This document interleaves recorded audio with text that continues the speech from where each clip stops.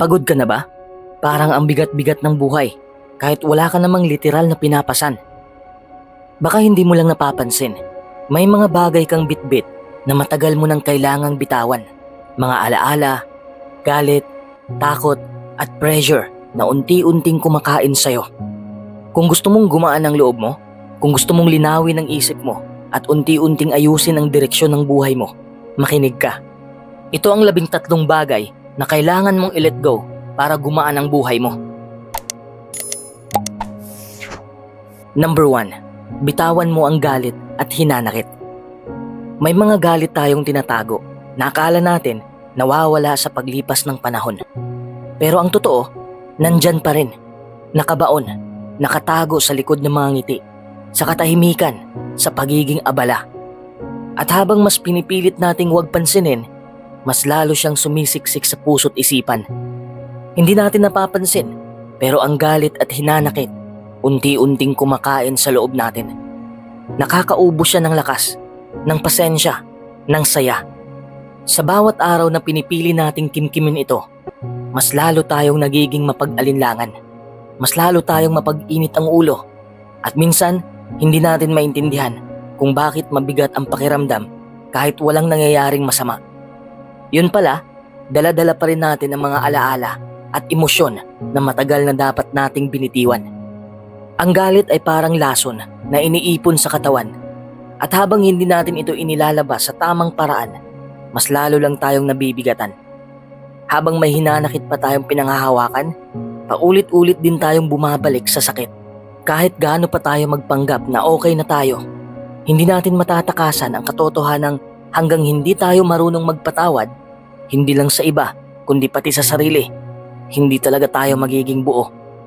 Patawarin mo man o hindi ang taong nakasakit sa'yo, ang mahalaga, bitawan mo na. Hindi dahil deserve nila, kundi dahil deserve mong maging malaya. Hindi mo kailangang kalimutan, pero kailangan mong magdesisyon na hindi mo nahahayaang kontrolin ka ng nakaraan. Kasi habang pinipili mong manatiling galit, sila ang may hawak sa'yo. Pero kapag pinili mong mag-let go, ikaw na ang may hawak sa kapayapaan mo. Number 2, bitawan mo ang overthinking. Overthinking, isang mental trap na sigurado tayong lahat ay naranasan na. Parang isang mahabang tunnel kung saan patuloy kang naglalakad pero hindi ka makalabas. Minsan, hindi mo na alam kung saan ka patungo dahil paulit-ulit ang mga tanong sa utak mo. Wala nang katapusan ng mga kung anong mangyayari, paano kung mangyari ito, at anong magiging epekto nito sa kinabukasan mo. Maraming tanong nasa isip natin. Minsan iniisip mo, kaya ko ba ito? Paano kung magkamali ako? Minsan din, kahit yung mga simpleng desisyon, nabibigyan mo ng sobrang timbang. Tinutuklas mo at nire-review mo ang bawat detalye. At sa sobrang analysis, nawawala na ang sagot sa mga tanong mo. Hindi mo lang napapansin, pero habang ginagawa mo ito, mas napapabigat ang pakiramdam mo. Kaya lang, habang gumugugol ka ng oras sa pag-iisip ng mga posibleng mangyari, nakakaligtaan mong tanggapin na hindi mo kayang kontrolin lahat ng bagay. Ang overthinking ay isang ilusyon na nagbibigay sa atin ng pakiramdam na may kontrol tayo. Pero ang totoo, mas lalo lang tayong nawawala sa tamang direksyon. Ang masaklap pa, habang ang utak mo ay abala sa mga iniisip na hindi naman tiyak, nauurong ang mga oportunidad na dumaan sa harap mo. Hindi mo din napapansin, pero sa bawat minutong ginugol mo sa overthinking, nawawala ang pagkakataon mong mag-decide at kumilos. Nakatingin ka lang sa mga kung at paano, pero hindi mo binibigyan ng pagkakataon ang ngayon. At sa huli, parang lagi kang nandyan lang, nag-aalala, nag-iisip at walang nangyayari. Hindi lang yon, ang sobrang pag-iisip ay nagdudulot din ng stress. Habang binibigyan mo ng sobrang halaga ang mga bagay na wala pang nangyayari, napapalakas ang takot at anxiety. Lalong nabibigyan ng timbang ang mga posibleng pagkatalo. Pero sa katotohanan, ang kaligayahan ay matatagpuan sa pagtanggap na hindi mo kailangang alamin ang lahat ng sagot ng buo. Ang buhay, sa kakanyahan nito, ay hindi laging tapat sa plano o prediksyon. Minsan, kailangan mong hayaan lang ang mga bagay na mangyari at magtiwala na ang bawat hakbang ay bahagi ng isang mas malaking larawan. Ang mga desisyon mo ngayon, kahit mali man o tama, ay hindi magiging perpekto. Ngunit sa halip na magtulungan ng overthinking at takot upang pigilan ka, dapat mong tanggapin na may mga bagay na hindi mo kontrolado. Ang mga bagay na nakalaan para sa'yo ay darating kahit pa hindi ito ayon sa plano mo. Kaya't stop overthinking and start living. Ang simpleng desisyon na huwag magpakalunod sa mga tanong na hindi mo pa kayang sagutin ay maaaring magbukas sa'yo ng mas magaan at mas kontento na buhay. Number 3, bitawan mo ang pagpapanggap na lagi kang okay. Marami sa atin ang nadadaan sa pressure na laging maging okay. I mean, sino ba naman ang gustong magmukhang may problema o nahihirapan? Di ba? Kaya nga kadalasan, kahit pagod na tayo o nahulog na, pinipilit natin ipakita sa iba na okay lang tayo. Pero ang tanong, para saan ba yun? Sino ang tinatago natin? Bilang tao, may mga pagkakataon na talagang hindi natin kayang mag-smile. Hindi natin kayang magpanggap na okay lang. Hindi tayo robot na laging may on button at laging tumatakbo. Hindi natin kailangang magmukhang laging may kontrol. Hindi rin natin kailangang maging strong all the time. Kahit na maraming tao ang umaasa sa atin na maging ganon. Kasi ang totoo, hindi laging okay. At walang masama doon. Huwag mong ipilit na maging okay kapag hindi ka pa okay. Ang pagiging okay ay hindi palaging nakabase sa pagiging perfect o hindi na feel ang negative emotions. Dapat matutunan mong tanggapin na normal lang ang hindi maging okay paminsan-minsan. Ang tunay na lakas ay hindi nakikita sa pagpapakita ng pagiging okay kahit hindi naman, kundi sa kakayahan mong tanggapin ang mga moments na mahina ka, na vulnerable ka at kailangan mo ng suporta. Hindi ibig sabihin na kapag hindi ka okay, weak ka. Hindi rin ibig sabihin na kapag nagpakita ka ng kahinaan, talo ka na.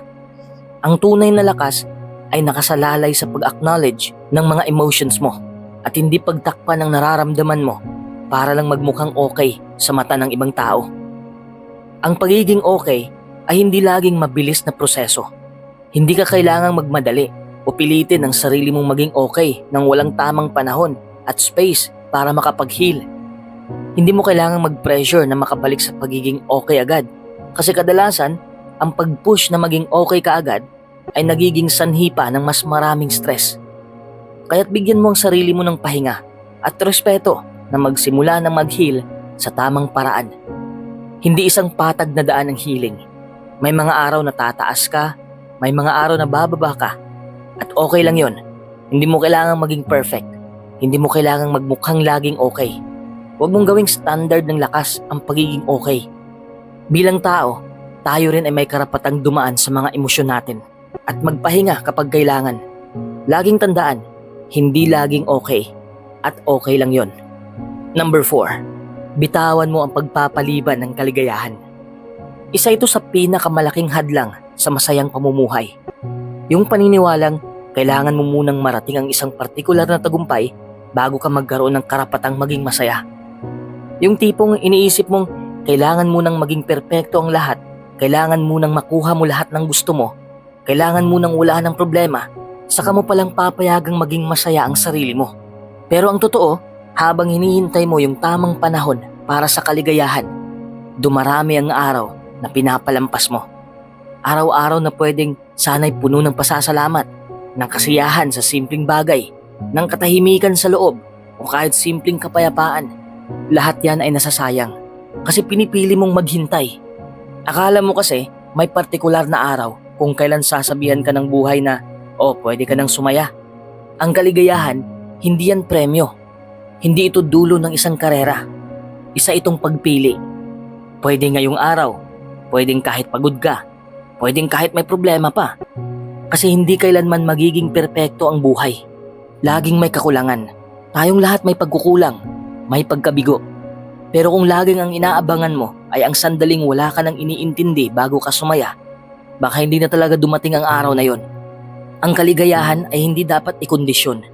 Hindi ito bagay na kailangang ipagpaliban hanggat hindi mo naaabot ang mga inaasa mong bagay. Kasi sa totoo lang, habang naghihintay ka ng sapat na dahilan para ngumiti, para huminga, para ma-inspire, para matahimik, mawawala sa'yo ang mismong buhay. Piliin mong huwag maghintay. Piliin mong sumaya ngayon, hindi dahil perpekto ang sitwasyon, kundi dahil ikaw mismo ang nagdesisyong hindi na palalagpasin ang bawat araw na pwedeng maging magaan. Ang tunay na kasiyahan, hindi binibigay ng buhay. Ibinibigay mo yan sa sarili mo. Number 5. Bitawan mo ang pagpeke ng sarili mo. Isa sa pinakamabigat na pasang hindi natin agad napapansin ay yung pagiging iba natin sa kung sino talaga tayo. Hindi dahil sa gusto natin, kundi dahil sa pakiramdam natin, kailangan. Kailangan para matanggap. Kailangan para mapansin. Kailangan para hindi husgahan. Kaya unti-unti tayong natutong magsuot ng maskara. Kumilos, magsalita at magpakita ng sarili base sa inaasahan ng iba, hindi base sa totoo nating pagkatao. Sa simula, akala natin ay proteksyon ito. Para tayong nagtayo ng pader para hindi makita ng iba yung mga bahaging kinahihiya natin o baka hindi nila maintindihan. Pero habang tumatagal, yung pader na dapat sana ay depensa, nagiging kulungan. Hindi na tayo makalabas, hindi na tayo makahinga dahil kahit anong galing mo, kahit anong effort mo, parang laging kulang. Kasi hindi naman tunay na ikaw ang pinapakita mo, kundi yung bersyon mo na inaakala mong katanggap-tanggap. At sa bawat araw na lumilipas na hindi mo kilala ang sarili mo, mas lalo kang napapagod. Kasi ang hirap gampanan ang papel ng isang taong hindi naman talaga ikaw. Ang hirap ituloy ang script na hindi mo isinulat. Nakangiti ka nga, pero hindi mo alam kung masaya ka ba. Nakikihalubilo ka, pero parang laging may takot na baka isang araw mabisto ka. Hindi dahil masama kang tao, kundi dahil hindi ka pa malaya. Ang pagiging totoo sa sarili ay hindi pagiging pabaya. Ito ay pagtanggap na ito ako, ito ang kaya ko, ito ang pinaniniwalaan ko, at ito ang gusto kong tahakin. Hindi ito nangangahulugang perpekto ka. Ang ibig sabihin lang, hindi ka na nagtatago. At kapag natutunan mong ipakita ang tunay mong pagkatao, hindi lang ginhawa ang kapalit, kundi kalayaan. Yung uri ng kalayaang hindi kayang ibigay ng kahit gaano karaming papuri o pag-approve ng ibang tao. Ito yung kalayaang magpakatotoo, at yun ang isa sa pinakamasarap na uri ng buhay. Number 6. Bitawan mo ang kahihintay ng validation. Isa to sa pinakamalalim pero hindi agad napapansing pabigat sa buhay. Yung hindi ka talaga makagalaw, hindi makapagdesisyon, hindi makapagpakatotoo dahil palagi kang nakatingin sa reaksyon ng iba. Yung kahit anong gawin mo, parang kulang pa rin kasi hinihintay mong may pumalakpak, may pumuri, may magsabing, ang galing mo, tama ka. At kapag walang ganon, pakiramdam mo parang hindi sapat. Diyan nagsisimula ang pagkakadena sa opinyon ng ibang tao. Unti-unti mong ibinibigay ang kapangyarihan sa kanila kung kailan ka magiging masaya, kailan ka magpapahinga, kung anong klaseng buhay ang karapat-dapat sa'yo. Para kang nabubuhay sa mundo na laging may audience. At sa bawat kilos mo, laging may tanong sa utak mo. Okay ba to sa paningin nila? Ang masakit, kahit gaano ka pa kaayos, kahit gaano ka pa kabuti, hindi ka pa rin makakakuha ng validation mula sa lahat. Lagi at laging may kulang. Lagi at laging may mas magaling, mas sikat, mas tanggap. Kaya kung ang sukatan ng halaga mo ay galing sa labas, mapapagod ka, mauubos ka. Kasi kahit anong pilit mo, hindi talaga yun makukumpleto ng ibang tao. Kaya kailangang matutong bumitaw, hindi para maging swail o manhid, kundi para matutong pakinggan ang sarili. Yung ikaw mismo ang nagsasabi sa sarili mo kung kailan ka sapat, kung kailan ka kontento, kung kailan ka masaya. Dahil sa huli, ang validation na galing sa labas ay pansamantala lang. Pero yung galing sa sarili mo, yun ang totoo. Yun ang malalim. Yun ang hindi basta-basta nawawala. Kung gusto mong gumaan ang buhay, simulan mong bitawan ang pangangailangang ma-approve ng lahat. Hindi mo kontrolado ang pananaw nila, pero kaya mong piliin kung sino ang papakinggan mo. At dapat, unang-una sa listahan, ang sarili mo. Number 7. Bitawan mo ang pagpapasikat. Sa panahon ngayon, parang naging normal na ang laging may kailangang patunayan. Para bang kailangan mong ipakita sa lahat ng oras na masaya ka, na successful ka, na maganda ang buhay mo, at kaya mong makipagsabayan. Naging sukatan na ng halaga ng isang tao ang dami ng papuri, ang dami ng likes, followers o kung gaano ka kaganda sa paningin ng iba. At dahil dito, unti-unti nating nakakalimutang tumahimik at pahalagahan ang sarili nang hindi nangangailangan ng audience. Ang totoo, nakakapagod yung pakiramdam na hindi ka pwedeng tumigil kasi baka malampasan ka. Yung kahit ayaw mo na, pilit ka pa rin ngumiti kasi baka may ibang masabing hindi maganda. Yung kahit pagod ka na, kailangan mo pa rin ipakita na kaya mo lahat. At sa kakaisip kung anong sasabihin ng iba, nawawala ka na sa sarili mong kwento. Napapalitan ng ingay ng mundo ang tinig ng puso mo. Minsan ang ipinaglalaban mo ay hindi na talaga para sa'yo, kundi para sa imahe mong gustong mapanatili. Isang image na unti-unti nang kumakain sa totoong ikaw. At ang masakit, habang pinipilit mong makuha ang atensyon ng lahat, unti-unti ka namang nawawala ng koneksyon sa sarili mo. Kaya kung nararamdaman mong parang lagi kang may kailangang patunayan, huminto ka muna. Tanungin mo ang sarili mo, para kanino ba talaga to? Bakit ko ba ginagawa to? Masaya pa ba ako? Kasi kung ang dahilan mo ay para lang mapahanga ang iba, baka ang kailangan mo ay hindi validation, kundi pahinga. Hindi mo kailangang ipagsigawan ang halaga mo para lang mapansin. Dahil ang tunay na tiwala sa sarili, tahimik. Hindi maingay, pero buo. Hindi palaban, pero matatag.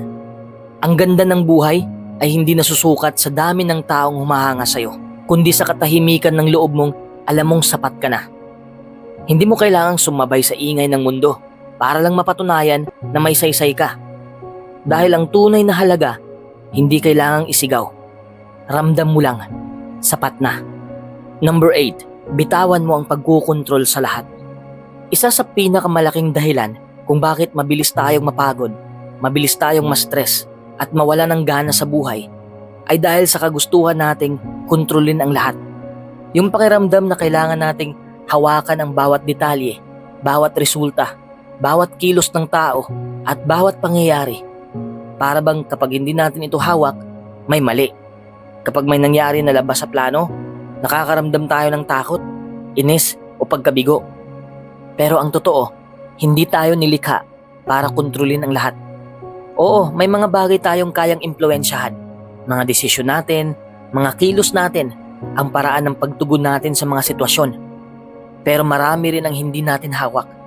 At kailanman, hindi natin makukontrol. Ano yon? Ang iniisip ng iba, ang desisyon ng iba, ang mga darating na pagsubok, ang mga hindi inaasahang pangyayari, at ang takbo ng oras. Ang matutong bumitaw sa ilusyon ng kontrol ay hindi pagsuko, kundi pagpapalaya sa sarili. Kasi habang pilit mong pinipilit ang mga bagay na hindi mo naman hawak, ikaw din ang unti-unting pinapagod, pinapabigat at kinukulong. Kapag tinanggap mong hindi mo kayang kontrolin ang lahat, doon nagsisimula ang tunay na kapayapaan. Doon mo mararamdaman ang gaan sa loob. Yung hindi mo na kailangang ipilit ang lahat. Hindi mo na kailangang habulin ang bawat bagay. Hindi mo na kailangang paniwalaan na ikaw ang dapat may sagot sa lahat ng oras. Ang totoong lakas ay hindi nasa paghawak sa lahat ng bagay. Nasa pagtanggap ito. Nasa tiwala na kahit hindi mo hawak ang buong plano, may layunin pa rin ang bawat nangyayari. Nasa tiwala na may mga bagay na sadyang kailangan mong hayaang mangyari, dumaan at lumipas nang hindi mo kailangan laging mamagitan. Kaya kung gusto mong gumaan ang buhay, isa sa pinakamahalagang hakbang ay ang pagbitaw sa kontrol na hindi naman para sa'yo. Huwag mong akuin ang mundo. Hindi mo kailangang saluhin ang lahat. Ang kailangan mo lang ay magtiwala. Magtiwala sa proseso, sa panahon, sa sarili, at magtiwala ka sa Diyos. Number 9, bitawan mo ang nakaraan. Minsan, ang pinakamatinding tanikala na pumipigil sa atin para umusad ay ang mga pagkakamali at pagkakasala na dala natin mula sa nakaraan. Hindi natin maitatanggi na may mga bagay na nagawa tayo na hindi natin ikinabubuti. May mga desisyon na sa ngayon ay pinagsisisihan natin, mga salita na nasabi na hindi na mababawi, o mga pagkakataon na hindi natin nagawa ang tama. Ang problema dito ay hindi ang mismong pagkakamali, kundi kung paano natin ito iniiwanan sa ating isipan at puso. Kapag paulit-ulit nating binabalikan ang mga yon, napapalala natin ang sugat na dapat sana ay gumaling na. Parang isang paulit-ulit na pagdudusa na pinipilit natin i-relieve, imbis na pahintulutan ang sarili na maghilom. Sa halip na magsilbing aral, nagiging dahilan ito ng pagpapahirap sa sarili, pagkawalang pag-asa at pagkabahala. Dahil dito, natatabunan ang mga pagkakataon na nandito ngayon, ang mga bukas na pwede pang sulitin at pagyamanin. Hindi ibig sabihin na hindi natin dapat tandaan ang nakaraan. Mahalagang balikan ito upang matuto at hindi na maulit ang mga pagkakamali. Pero hindi rin tama na patuloy tayong maging bilanggo ng mga pagkakasalang yun. Hindi na natin mababago ang nakaraan, pero may kapangyarihan tayong baguhin ang direksyon ng hinaharap. Kapag hinayaan nating ang bigat ng pagkakasala ay manatili sa atin, nagiging mahirap ang bawat hakbang na tatahakin. Kaya ang tunay na lakas ay ang pagtanggap. Pagtanggap na tao tayo, na may mga pagkukulang at may mga pagkakataong nasaktan tayo at nakasakit. Ngunit hindi natin kailangang manirahan sa mga yon magpakailanman. Ang buhay ay patuloy na umiikot at tayo rin ay patuloy na lumalago. Kapag napili nating bitawan ang pagkakasala, binibigyan natin ang sarili ng pagkakataong magbagong buhay at magpakatotoo sa kasalukuyan. Number 10. Bitawan mo ang pagiging perpekto. Isa sa mga pinakamalaking pasakit sa buhay ay yung pakiramdam na kailangang maging perpekto sa lahat ng oras. Parang kahit anong gawin mo, may takot ka na hindi ito sapat, hindi ito tamang gawin, hindi ito angkop, o hindi ito aayusin ng ibang tao. Ang pressure na ito, kahit sa maliit na bagay, ay nakakabigat ng sobra sa puso at isip. Pero ang katotohanan, perfectionism ay hindi isang katangian na nagpapalakas sa'yo. Sa halip, ito ang nagiging hadlang para lumago ka at magtagumpay. Kapag pilit mong hinahanap ang perpektong sitwasyon bago ka magsimula, ang totoo, nililimitahan mo ang sarili mo. Hindi mo nabibigyan ng pagkakataon ang sarili na matuto sa mga pagkakamali o mapansin ang mga maliit na tagumpay. Lalo kang nagiging takot sa bawat hakbang dahil lagi mong iniisip kung magiging perpekto ba ang kinalabasan. Minsan, sa sobrang gusto nating maging perfect, ayaw na nating ipakita ang tunay na ginagawa natin.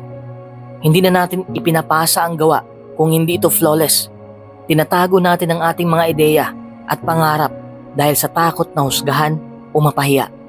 Pero sa ganitong paraan, hindi tayo nakaka-move on. Hindi natin nararanasan ang growth at lalo tayong nagiging stuck sa isang lugar. Ang maganda dito, mas mahalaga ang progreso kaysa sa pagiging perfect. Kapag nagawa mo kahit konting hakbang, mas malaki ang tsansa na unti-unti mong makikita ang resulta. Hindi mo kailangang maging flawless para magsimula. Hindi mo kailangang maging flawless para makamit ang gusto mo sa buhay. Ang pagiging perfect ay isang ilusyon.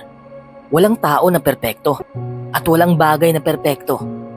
Kapag natanggap mo ito, mas madali mong mararamdaman na sapat na ang effort mo, na sapat na ang ginagawa mo, at sapat na ang sarili mo kahit hindi flawless. Kaya, huwag mong hayaan na ang pangangailangan na maging perfect ang pumigil sa'yo. Maging kind sa sarili mo. Bigyan mo ng chance ang imperfeksyon para maging daan sa tagumpay mo. Hindi hadlang. Sa huli, ang tunay na lakas ay yung marunong kang magsimula kahit hindi perpekto. Number 11. Bitawan mo ang takot sa pagkakamali. Isa ito sa mga pinakakaraniwang kinakaharap nating hadlang sa buhay. Minsan, parang may invisible na pader tayo na hindi natin maipaliwanag. Yung pader ng takot na pumipigil sa atin para sumubok ng bago o para magdesisyon. Alam mo yon, yung parte ng utak natin na palaging sinasabi, baka pumalya ka. Ano kaya ang mangyayari kung mali ang gawin mo? Dahil dito, natatakot tayo na baka masira ang plano natin. Baka masaktan o baka mawalan tayo ng pagkakataon. Pero ang totoo, yun ang dahilan kung bakit parang hindi tayo nakakausad. Nakakalungkot isipin, pero madalas, mas kinatatakutan natin ang pagkakamali kaysa sa mismong proseso ng pagkatuto. Ang takot na yan ang nagpapahinto sa atin sa pagiging bukas sa posibilidad ng pag-unlad. Lalo na kapag paulit-ulit na tayong nililimitahan ng takot. Parang lumalaki ang pader na yon hanggang hindi na natin makita ang malawak ng mundo sa likod nito. Pero alam mo, ang pagkakamali ay hindi kabiguan. Ito ay bahagi ng proseso. Hindi ibig sabihin na kapag nadapa ka, tapos na ang laban. Sa bawat pagkakamali, may nakatagong aral na naghihintay na matuklasan. Ang tunay na problema ay yung takot na pumigil sa atin na gawin ang mga bagay na gusto nating gawin, o yung takot na mag-explore ng mga bagong oportunidad dahil sa posibilidad ng pagkakamali. Kung patuloy tayong matatakot, hindi natin mararamdaman ang tunay na kalayaan. Ang kalayaan na subukan ng mga bagay na matagal nating gustong gawin. Ang kalayaan na gumawa ng desisyon kahit hindi tayo sigurado sa resulta. Ang takot na yan parang tanikala na nakakadena sa mga pangarap natin. Kaya ang kailangan natin gawin ay harapin yung takot. Hindi para mawala agad, pero para matutunan natin kung paano hindi tayo pabagsakin ng takot. Kapag natutunan nating tanggapin na parte ng buhay ang pagkakamali, magiging mas malakas tayo. Mas magiging bukas tayo sa mga bagong karanasan. At higit sa lahat, mas magiging mahabagin tayo sa sarili natin. Dahil sa huli, hindi sukatan ang walang kamali-mali, kundi kung paano tayo bumangon at nagpatuloy. Kaya wag mong hayaang ang takot sa pagkakamali ang maging hadlang sa kwento ng buhay mo. Number 12. Bitawan mo na ang toxic na relasyon. Isa ito sa pinakamabigat pero pinakamahalagang bitawan. Bakit? Kasi minsan, akala natin pagmamahal ang dahilan kung bakit tayo nananatili. Pero sa totoo lang, takot. Takot na maiwan. Takot na magsimulang mag-isa. Takot na mawalan ng nakasanayan. Sa isang toxic na relasyon, hindi mo namamalayan, unti-unti kang nauubos. Yung dating ikaw na masaya, kumikilos, may pangarap, unti-unting naglalaho. Nagsisimula ka ng mag-adjust, hindi dahil gusto mong umunlad, kundi dahil ayaw mong makagalit. Bawat galaw mo, parang may tanikala. Hindi mo na maipapakita ang totoo mong damdamin. Laging may takot, laging may pangambang baka mali ka na naman. Ang masakit pa, sa kabila ng sakit, ikaw pa rin ang laging nagsasorry. Kahit hindi mo kasalanan, ikaw pa rin ang nagpapakumbaba. Hindi mo na alam kung ano ba talaga ang tama o mali. Kasi paulit-ulit mong pinapaniwala ang sarili mong baka ako nga ang problema. Pero ang totoo, hindi dapat ganun ang pagmamahal. Hindi mo kailangang ilaban ang sarili mo araw-araw para lang mapatunayan na karapat dapat kang mahalin. Hindi mo kailangang ipilit ang presensya mo sa isang taong palaging pinaparamdam na istorbo ka. Kasi kung talagang mahal ka, hindi mo kailangang humingi ng pahintulot para maramdaman yun. Darating yun ng kusa, nang walang kondisyon, nang walang kontrol, nang walang takutan. Hindi madali ang bumitaw. Totoo yan, lalo na kung matagal na, kung marami na kayong pinagdaanan, at kung buong akala mo ay siya na.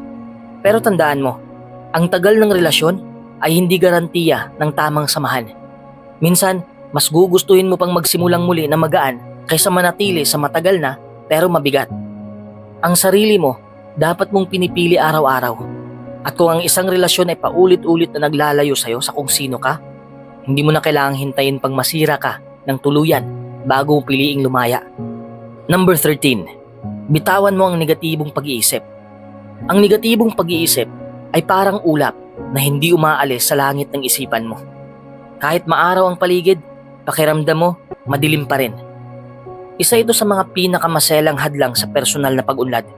Kasi hindi lang nito binabago ang pananaw mo sa mundo. Binabago rin ito ang pananaw mo sa sarili mo. Kapag palagi mong iniisip na hindi ka sapat, na wala kang mararating, o na palagi kang palpak, hindi na lang yan basta opinyon mo. Nagiging paniniwala na siya. At pag naging paniniwala na, kahit may oportunidad sa harap mo, aatras ka. Kahit may nagsasabing kaya mo, hindi ka maniniwala. Ang nakakalungkot pa, paulit-ulit lang yung cycle. Kasi kapag iniisip mong mabigo ka, madalas yun din ang nangyayari. Hindi dahil sa tadhana, kundi dahil sa takot mong subukan. At sa bawat pagkakataong pinipili mong umiwas o umatras, mas tumitibay ang boses ng negatibong pag-iisip sa loob mo. Parang binubusog mo siya habang pinapahina mo ang tiwala mo sa sarili. Dumadating din yung punto na kahit wala namang masama, hinahanapan mo pa rin ng pangit. Maganda na ang araw mo, pero hahanap ka ng dahilan para hindi maging kontento. May konting mali lang, exaggerated na agad sa utak mo. Nawawala ang pasasalamat, nawawala ang pag-asa. At dahan-dahang napapalitan ng pagdududa, pangamba, at pag-iwas. At habang nagpapatuloy ito, mas nagiging mahirap makita ang ganda ng kahit anong bagay. Pati na rin ang ganda mo bilang tao. Ang mahirap sa negatibong pag-iisip, hindi mo agad napapansin na unti-unti ka na palang nilulubog. Tinatanggap mo na lang na ganito talaga ako. Ganito na lang siguro ang buhay ko. Pero ang totoo, hindi ka ipinanganak para isipin ang sarili mong talunan. Ang utak natin, kayang baguhin kung paano ito mag-isip. Pero kailangan mo munang piliing palitan ang script sa loob ng isip mo. Kailangan mong matutong magduda sa mga negatibong iniisip mo, gaya ng pagdududa mo sa mga taong nanlalamang sa'yo. Kung palaging may boses sa loob mong nagsasabing, hindi mo kaya, panahon na para palitan yun ng boses na nagsasabing, paano kung kaya ko? Hindi mo kailangang sumigaw agad ng kumpiyansa. Magsimula ka lang sa maliit, sa pagtutol sa mga pag-iisip na hindi nakakatulong at sa pagpili ng paniniwala na nagbibigay lakas. Dahil minsan, ang tanging nakaharang lang sa pag-angat mo ay ang sarili mong paniniwalang hindi ka pwede. At oras na napiliin mong i-let go ang negatibong pag-iisip, mararamdaman mong gumagaan ang bawat hakbang, hindi dahil nawala lahat ng problema, kundi dahil sa wakas, kakampi mo na ang sarili mo.